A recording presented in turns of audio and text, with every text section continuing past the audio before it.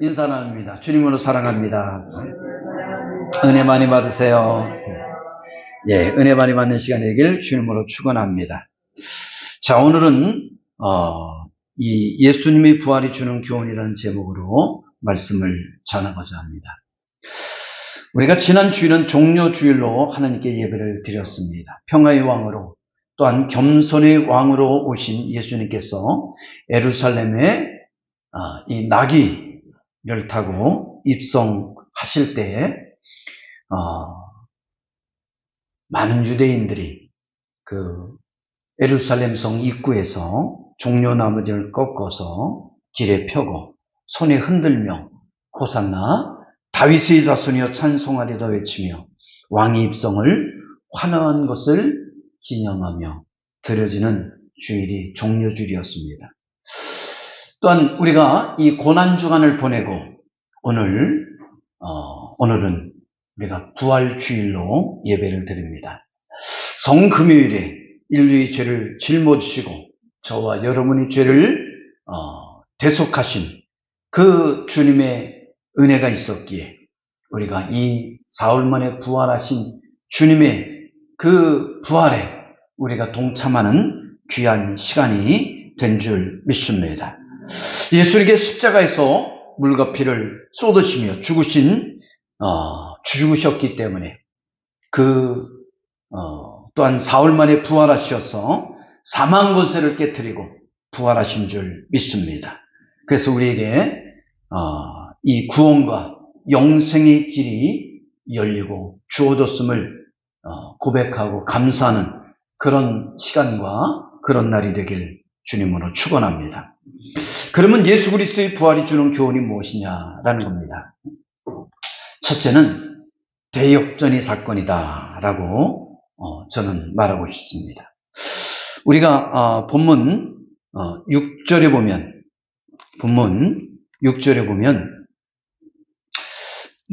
우리 같이 한번 읽어봅니다. 마태복음 28장 6절 말씀 시작. 그가 여기 계시지 않고 그가 말씀하시던 대로 살아나셨느니라. 와서 그가 누우셨던 곳을 보라. 그래요. 주님께서는 죽으셨어요.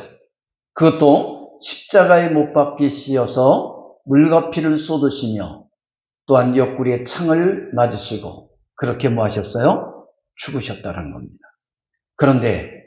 그리고 무덤에 들어가셨습니다. 그런데 사흘 만에 예수님 뭐 하셨어요? 부활하셨다라는 겁니다. 다시 말해서 죽었던 분이 왜 영원히 죽었는 줄 알았는데 부활하시는 말미암아 뭐 하셨어요? 대역전승을 거두셨다라는 겁니다. 우리가 1절에 보니까 안식 후 첫날 새벽 미명에 막달라 마리아와 다른 마리아가 예수님의 무덤을 보려고 달려왔어요. 흰 옷을 입은 천사가 예수님께서 뭐라고 말씀하십니까? 다시 살아나셨다고 전합니다. 또는 오늘 6절에 보더라도 분명히 뭐라고 말씀하고 있어요? 다시 살아나셨느니라 라고 천사가 말하고 있죠. 여기서 살아나셨다, 이게 뭐예요? 부활하셨다라는 겁니다. 부활하셨다. 리바이벌.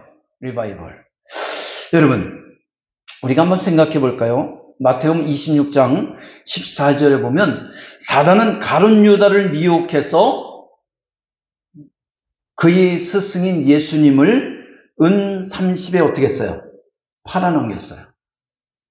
뿐만 아니라 대제사장들과 서기관들과 장로들은 예수님을 시기하여 빌라도 법정에 뭐 했죠? 넘겨버렸어요. 뭐 했어요? 시기해서. 빌라도는 예수님께서 죄가 없으신 것을 알면서도 뭐가 일어날까 두려워서 밀란이 일어날까 두려워서 예수님을 십자가에 못 박게 넘겨주었어요. 뿐만 아니라 예수님께서는 로마 군인들에게 끌려가 무슨 언덕에서? 골고다 언덕에서. 이 골고다는 해석하면 무슨 뜻이에요? 해골의 곳에서 못 박혀 물과 피를 쏟으시며 죽으셨다라는 겁니다. 자, 근데 이 예수님께서 이 골고다 언덕에 끌려가실 때 어떤 모습이었습니까? 마치 도살장에 끌려가는 어린 양과 같았다라고 말합니다. 다시 말해서 너무나 무력하고 너무나 힘이 없고 너무나 정녕 패배자의 그런 모습으로 끌려갔다라는 겁니다. 이 정도 되면 예수님은 사단에게 힘도 써보지 못하고 뭐한 거예요? 십자가에서 죽으신 것이죠. 한마디 말해서 뭐냐면 힘도 못 써보고 이 업어치기 한 판으로 패배한 거예요. KO패에 당한 것이라는 겁니다. 누구에게요? 사단에게. 우리가 인간적인 관점에서 볼 때는 그렇게 보여요. 아니, 하나님의 아들이 저렇게 맥없이 힘없이 한 판으로 패할 수밖에 없다는 것은 너무나 안타까운 일이죠. 자, 그런데 그렇게 예수님은 십자가에 못 박혀 죽어서 무덤에 들어가셨습니다. 그런데 말입니다. 거기서 끝나는 줄 알았어요. 그런데 어땠죠? 예수님은 거기서 끝난 게 아니라 뒤집기 한 판으로 다시 어떻게 했습니까? 대역전승을 걸었다는 거예요. 여러분, 뒤집기가 뭔지 아세요? 우리가 80년대 초반에 이 민속 씨름이 시작되었어요. 아니, 그 전서부터 있었죠. 근데 프로 씨름이 생겨났습니다. 그때 이 씨름에서의 그 묘미는 뭐냐? 작은 사람이 큰 사람을 이기는 거예요. 근데 어떻게 이기느냐? 그 큰 사람이 이 작은 사람을 힘으로 이렇게 깔아뭉개려는 그 순간에 뒤집기 한 판으로 어떻게 하는 거예요? 상대방을 이 모래판에 매다 꽂는 거죠. 그걸 볼 때마다 통쾌함을 느끼죠. 저도 군대에 있을 때 이 사단에서 씨름했어요. 부대 대표로 나가서 씨름도 하고 져서 그랬지만 저도 대표로 나가서 씨름도 하고 막 그랬어요. 여러분, 그래요. 그래서 웬만한 사람은 저를 못 이겨요. 웬만한 사람은 이기지 못해요. 왜? 그래 대표로 나갔잖아. 져서 그렇지. 그죠? 그렇습니다. 사단에게 지는 줄 알았어요. 졌다고 생각했습니다. 모든 사람이 그렇게 봤어요. 그런데 예수님은 부활하심으로 말미암아 이 사단을 뒤집고 한 판으로 뭐 했어요? 모래판에 매다 꽂아버렸다는 겁니다. 여러분, 예수님을 은 30에 판 가룟 유다는 양심의 가책을 느끼고 고통을 견디지 못해서 어떻게 했어요? 자살했어요. 목매어서 자살했어요. 뿐만 아니라 예수님을 시기하여 빌라도 법정에 넘긴 대제사장과 서기관과 장로들은 어떻게 됐습니까? 2000년이 지난 지금도 예수님을 시기하여 팔아먹은 자들이라고 성경에 기록되어 있을 뿐만 아니라 매년 그리고 설교 때마다 예수님을 팔아먹은 자라고 그렇게 설교해 그리고 모든 성도들의 귓가에 울려 퍼지고 있다는 거예요. 그렇다면 그는 하나님의 심판을 받았을까요? 안 받았을까요? 그건 알아서 생각하세요. 당연히 받았겠죠. 뿐만 아니라 예수님을 십자가에 넘긴 빌라도는 2000년이 넘도록 나쁜 판결을 한 가장 악독한 총독으로 기록되고 남아있다는 거예요. 여러분, 우리가 고백하는 사도신경에 보면 본디오 빌라도에게 고난을 받아서 십자가에 못 박혀 죽으시고, 근데 사실 성경을 읽어보면 빌라도는 예수님을 뭐 해주길 원했죠? 놓아주길 원했어요. 왜냐면 빌라도는 예수님이 죄가 없다라는 것을 알았거든요. 이 대제사장과 서기관과 장로들이 시기해서 예수님을 자기들이 기득권을 뺏길까봐 시기해서 예수님을 십자가에 넘기려고 했던 것을 알거든요. 그런데도 불구하고 밀란이 일어날까 두려워 정녕 나쁜 판결을 내렸다라는 것이죠. 그래서 판결권자는 빌라도였기 때문에 그는 예배 드릴 때마다, 전 세계적으로 예배 드릴 때마다, 사도신경이 고백될 때마다 본디오 빌라도에게 권을 받아서 십자가에 못 박혀 죽으시고 죽을 놈이 되었다라는 거죠. 죽을 놈이 됐어요. 여러분, 사단은 어떻습니까? 하나님의 아들을 십자가에 죽임으로 이 땅의 모든 권세를 그 손에 쥔 듯 하였지만 예수님께서 사흘 만에 부활하심으로 말미암아 이 사단이 갖고 있는 사망 권세를 뭐 해버렸어요? 깨트려 버렸다라는 거예요. 그가 갖고 있던 그 권세를 주님께서 깨트려 버렸어요. 다시 말해서 대역전승을 거두셨다라는 겁니다. 그렇기 때문에 우리 성도가 조심할 것이 있습니다. 사단은 가룟 유다에게 하듯이 재물로, 돈으로 우리를 뭐 할 수 있어요? 유혹해 온다는 거예요. 가룟 유다가 왜 넘어졌어요? 돈 때문에. 은 30 때문에 예수님을 팔아넘겼잖아요. 우리에게도 사단은 끊임없이 이 재물이라는 걸 가지고 유혹하고 미혹하고 넘어지게 한다라는 겁니다. 분명히 우리가 살아가는데 재물은 필요한 거예요. 그죠? 우리가 돈 없이 어떻게 살아갑니까? 필요한 거예요. 그러나 이것은 우리가 숭배할 대상이 아니라는 것을 알아야 돼요. 그래서 주님은 뭐라고 말하죠? 너희가 하나님과 재물을 겸하여 섬길 수 없느니라. 할렐루야. 그래요. 그래서 하나님은 우리가 살아가는데 재물이 있어야 될 줄 압니다. 그렇기 때문에 그것은 우리가 열심히 일해서 우리가 살아가기 위해서 벌어야 될 한 부분이지만, 그러나 이것을 위해서 여기에 우리가 유혹돼서 우리 인생을 거는 그런 어리석음을 범해서는 안 된다. 숭배의 대상이 되게 해서는 안 된다. 세상에 돈으로 안 되는 것이 어딨어? 이런 어처구니 없는 소리를 해서는 안 된다라는 거예요.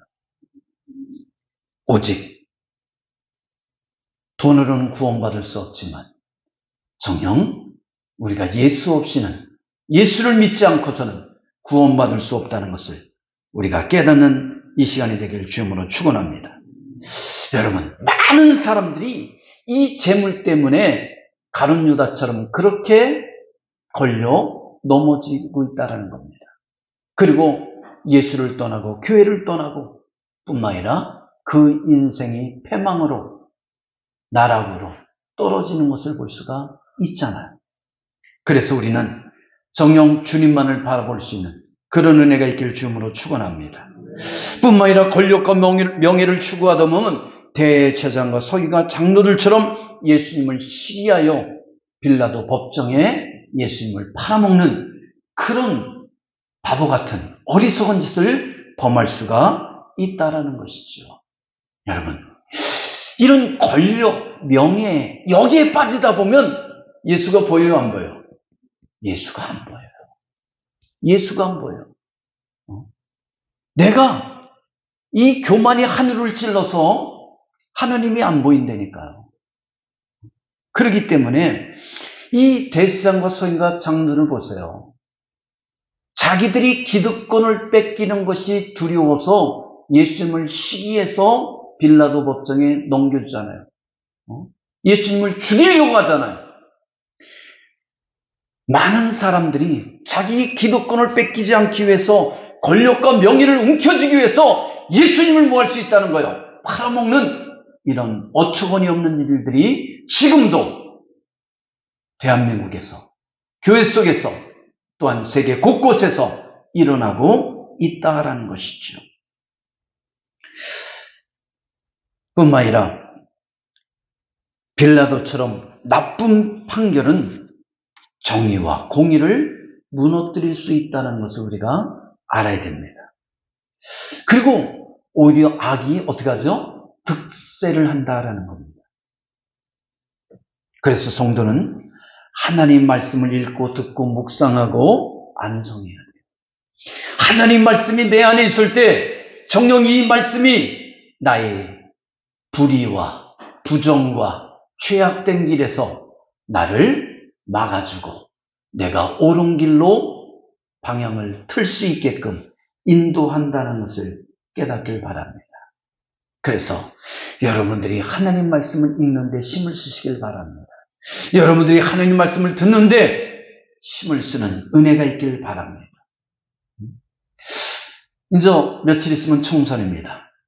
여러분, 정녕 정의와 공의로운 사람을 뽑아야 돼요.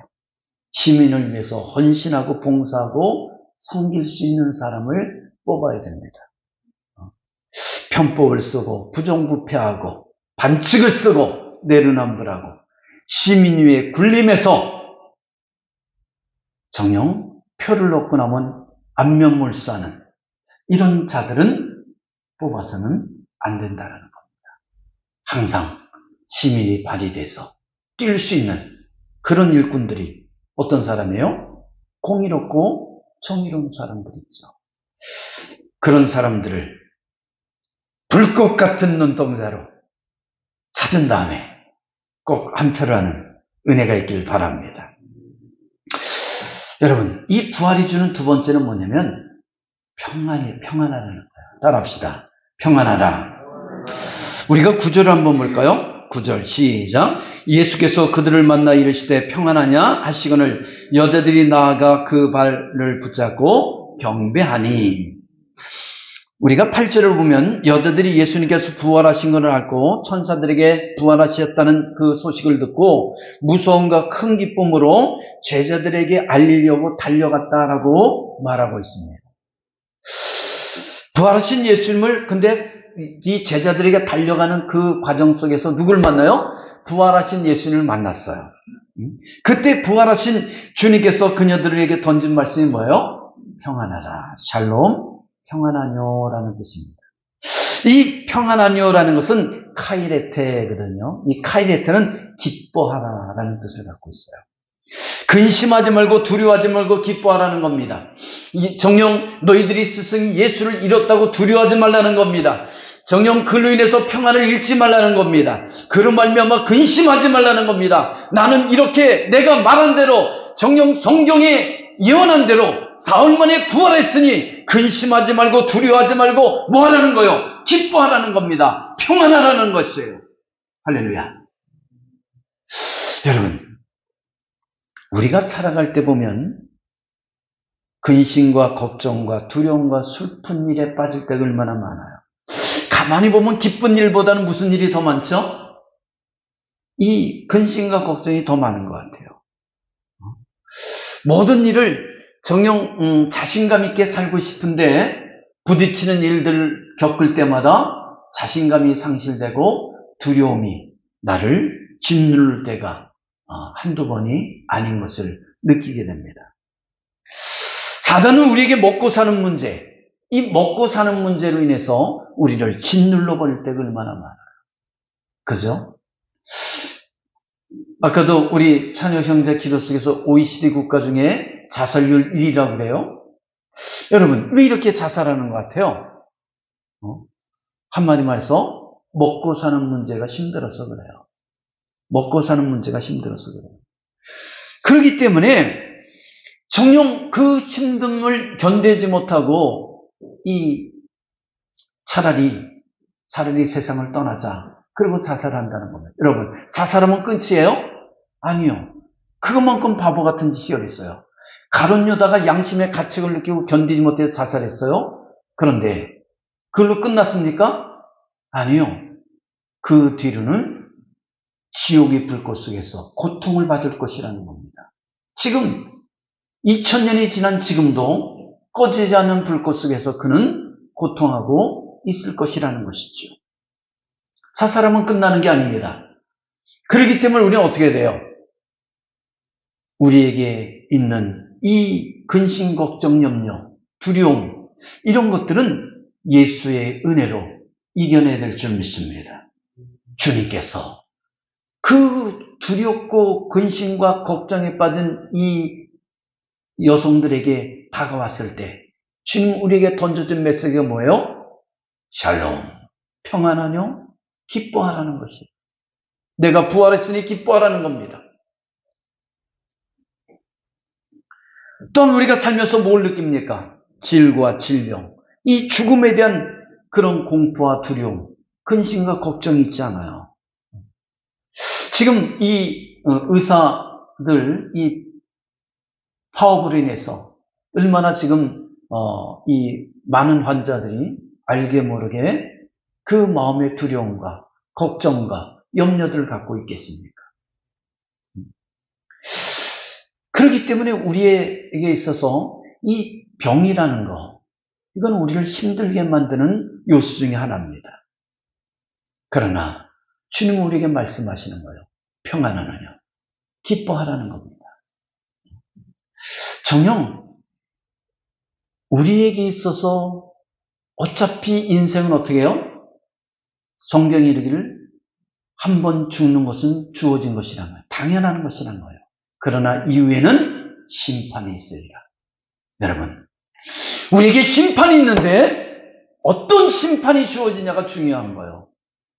예수 그리스도를 믿음으로 주님께서 주시는 천국의 심판이냐, 아니면 정녕 예수 그리스도를 부인함으로 말미암아 거절함으로 말미암아 우리에게 지옥의 심판이냐, 우리에게 예수를 믿음으로 말미암아 천국의 축복을 누리는 은혜가 있기를 주님으로 축원합니다. 축원합니다. 다니엘서 6절에 보면 다니엘은 하루에 3번 하나님께 기도했던 이유로 굶주린 사자굴에 던졌습니다. 죽음에 대한 공포와 두려움이 얼마나 컸겠어요. 여러분, 사자굴에 들어갔어요. 사자가 굶주려 있어요. 그러면 굶주린 사자는 먹을 것을 발견하면 어떻게 돼요? 그냥 달겨들어서 물어 뜯게 돼 있어요. 그런데 그 사자굴에 던져졌으니 이 다니엘은 그 인생이 어떻게 된 거예요? 끝난 거 아니에요? 끝장난 거 아닙니까? 그런데 하나님께서는 천사를 보내셔서 사자의 입을 봉하시고 어떻게 했어요? 다니엘을 잡아먹지 못하겠다는 거예요. 이걸 뭐라 그러느냐? 두려움, 공포 속의 평안. 그렇지 않아요? 사자가 옆에 있으니 얼마나 두렵고 공포스럽습니까? 그런데 나를 무너뜨릴 수 없으니, 나를 잡아먹을 수 없으니 그 속에서 느껴지는 평안. 이게 느껴집니까? 공포 속의 평안. 그게 어디서 나온 말입니까? 제가 만든 거예요. 제가 만든 거예요. 여러분, 얼마나 그 사자굴 속에 들어갔으니 얼마나 두려웠겠어요. 근데 이 굶주린 사자가 으르렁 거리는데 자기를 잡아먹지 못해. 그러니 또 안심이 되잖아요. 두려우면서도 평안을 느끼는 거. 여러분, 우리가 세상이 마치 사자 같아요. 사자처럼 우리를 으르렁거리고 물어 뜯으려고 합니다. 그런데 주님께서 천사를 보내셔서 그 사자의 입을 봉하시고 우리를 물어뜯지 못하게 성령께서 우리를 보호 인도하신다는 것을 깨닫기를 바랍니다. 왜요? 주님께서는 부활하심으로 말미암아 사망 권세를 깨뜨리시고 우리에게 찾아오셔서 평안하느냐, 기뻐하라 라고 말씀하고 있기 때문에 그렇다라는 거예요. 2000년 전 부활하신 주님께서 이 막달라 마리아와 다른 마리아 뿐만 아니라 샬롬에게 찾아오셔서 샬롬, 평안하느냐, 기뻐하라 라고 말씀하신 그 주님은 2000년이 지난 지금 저와 여러분에게 찾아오셔서 평안하느냐, 기뻐하라고 그렇게 말씀하고 있다는 것을 깨닫길 바랍니다. 그래서 그 평안을 누리는 축복이 있기를 축원합니다. 끝으로는 뭐냐? 첫사랑을 회복하라는 거예요. 10절 봅니다. 10절 시작. 이에 예수께서 이르시되 무서워하지 말라. 가서 내 형제들에게 갈릴리로 가라 하라. 거기서 나를 보리라 하시니라. 갈릴리로 가라. 갈릴리로 가라. 여러분, 정녕 이 갈릴리는 어떤 곳이에요? 이 갈릴리는 어떤 곳입니까? 이 갈릴리는 예수님께 처음 제자들을 부르신 곳이에요. 만나시고 그리고 부르신 곳이에요. 우리가 마태복음 4장 18절에서 20절 보면 갈릴리 해변에서 베드로와 안드레가 바다에 그물을 던지는 것을 보시고 뭐 했어요? 예수님께서 그들에게 나를 따르라, follow me. 내가 너희를 사람을 낚는 어부가 되게 하리라 라고 말씀하시며 그들을 처음 만나고 그들을 부르시는 그런 사건이 갈릴리 바다에서 이루어졌습니다. 그때 그들은 어떻게 했죠? 저희들이 곧 그물을 버리고 예수를 따랐더라. 할렐루야. 또한 21절에서 22절에 보니까 갈릴리 해변에서 야고보와 요한이 배에서 그물을 깃고 있었어요. 그 부친과 그물을 깃고 있었어요. 깃는 게 뭐예요? 찢어진 것을 꿰매고 있었죠. 자, 그때 주님께서 보시고 또 이 야고보와 요한을 부르십니다. 그때 이 야고보와 요한이 어떻게 했죠? 배와 부친을 버려두고 예수를 쫓았다라고 말합니다. 그런데 예수님께서 정녕 십자가에 못 박혀 죽으시자 이들은 어떻게 됩니까? 다 뿔뿔이 흩어져 도망갔다라는 겁니다. 왜 도망갔죠? 첫째는 실망입니다. 자신들이 기대했던 그 메시아가 아니라는 거예요. 자신들이 기대했던 그 주님이 아니라는 거예요. 예수님께서 로마의 압제에서 우리를 해방시키고 뿐만 아니라 그 예수님께서 우리를 이 예루살렘에 이 유대 땅에 왕이 되시어서 자신들이 영의정, 좌의정, 내무부 장관, 외무부 장관 다 해먹을 줄 알았거든요. 근데 아니었어요. 닭 쫓던 게 지붕 쳐다보는 격이 되었다는 겁니다. 다시 말해서 뭐예요? 실망했어요. 저렇게 쉼없이, 저렇게 속절없이 십자가에 못 박히는 예수라면 우리가 쫓던 예수가 아니지 않느냐? 내가 내 모든 직업과 내 집을 버리고 예수를 쫓은 것이 헛되지 않느냐? 실망스러웠던 거지. 다 도망갔어요. 뿐만 아니라 어떻습니까? 두려웠습니다. 예수가 저렇게 힘없이 죽었다면 그를 따르던 우리들 역시도 뭐 할 수 있다는 거예요? 붙잡혀서 죽을 수 있다는 거예요. 그래서 두려웠어요. 그래서 예수님이 십자가에 못 박히실 때 인간적인 정으로라도 어떻게 있어야 됩니까? 옆에 있어야 되잖아요. 근데 자신들도 잡힐까봐 다 도망갔다라는 것이죠. 근데 부활하신 예수님께서 지금 이들에게 나타나셔서 어디서 만나자는 거예요? 갈릴리에서 만나자라고 말해요. 이게 뭐예요? 우리 첫사랑을 회복하자. 내가 처음 너희들 만났던 그 갈릴리에서 다시 만나자. 그리고 너희들이 잊어먹었던 그 첫사랑을 회복하라. 너희들이 잊어먹었던 그 사명을 회복하라. 라고 말씀하고 있는 거예요. 할렐루야. 그렇습니다.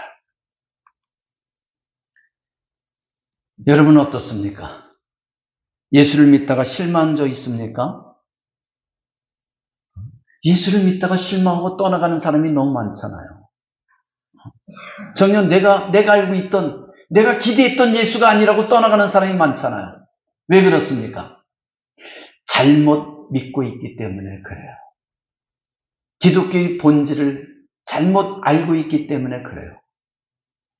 예수님은 이 땅에 오셔서 회개하라 천국이 가까웠습니다. 그리고 예수님께 십자가에 못 박혀 정녕 그 물과 피를 다 쏟으신 이유는 우리 죄를 대속하기 위하며 사흘 만에 부활하신 것은 우리에게 새 생명, 영생을 주시기 위한 것이라는 것을 깨닫길 바랍니다.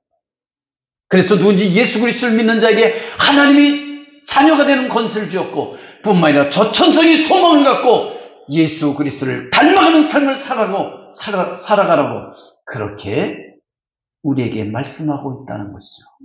그게 기독교의 본질이에요. 그런데 제자들처럼 예수 믿고 부자 되고 예수 믿고 영의정되고 자유정되고 부귀권세 누리는 그런 모습으로 예수를 믿기 시작하면 뭐가 돼요? 실망하고 떠나갈 수밖에 없는 거예요. 기독교의 본질을 잘못 알고 있기 때문에 그렇다는 것이죠. 그래서 우리는 정녕 나를 만나준 내가 만난 그 예수를 다시 회복하는 은혜가 있길 주문을 축원합니다. 내 신앙이 흩어져 있습니까?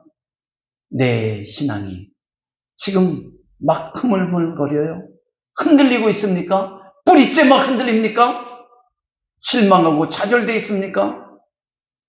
그렇다면 나를 처음 만나주셨던 그 주님을 다시 회복하는 이 시간이 되길 주님으로 축원합니다. 부활하신 주님을 만나서 진실로 주님이 영광을 위해 살아드리는 그리고 그 주님께서 나에게 말씀하신 그 은혜를 다시 한번 회복하며 살아가는 우리 광민의 성도들 되길 주님으로 축원합니다. 기도합니다. 사랑이 많으신 하나님 감사합니다. 오늘 우리에게 귀한 은혜를 허락하여 주시고 주님의 앞에 예배하며 경배드리게 하시면 감사합니다. 특별히 부활절을 통해서 드려진 이 성찬식을 통해서 내 죄인이었음을 고백하게 하시고 주님의 은혜로 내가 이 구원받았음을 고백하게 하시니 또한 부활하신 주님으로 말미암아 나에게 영생과 구원이 주었음을 고백하는 귀한 시간이 되게 하시고 저천성에 소망하였고 주님을 닮아가는 삶을 살아가는 하나님의 자녀들에게 역사하여 주옵소서. 감사합니다. 예수님 이름으로 기도하옵나이다. 아멘.